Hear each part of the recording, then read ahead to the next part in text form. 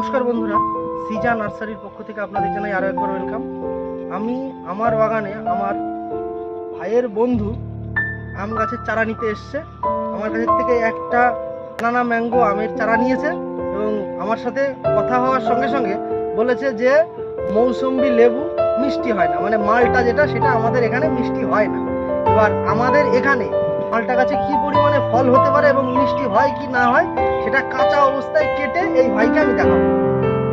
আপনারা আমার সঙ্গে থাকুন, দেখুন একটু পরে আমি দেখাচ্ছি। আমার এখানে 3-4টে মোটামুটি মালটা গাছ আছে। আপনারা প্রতিদিন এখানে দেখেছেন যে এই পাশে আমার জবা গাছ আছে।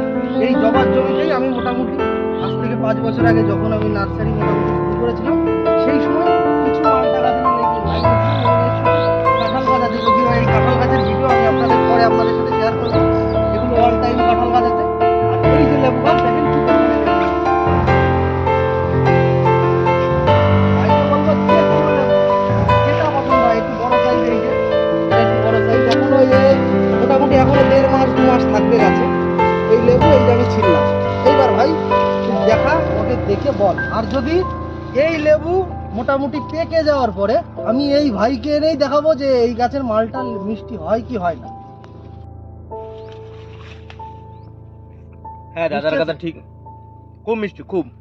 এই কাঁচা অবস্থায় এরকম মিষ্টি, তাহলে পাকা হলে কিরকম মিষ্টি হবে? দাদা ঠিকই বলেছে। এরপরে যখন পেকে যাবে আমি তখন একে খাইয়ে মোটামুটি দেখাবো 2-3 মাস পরে। ধন্যবাদ।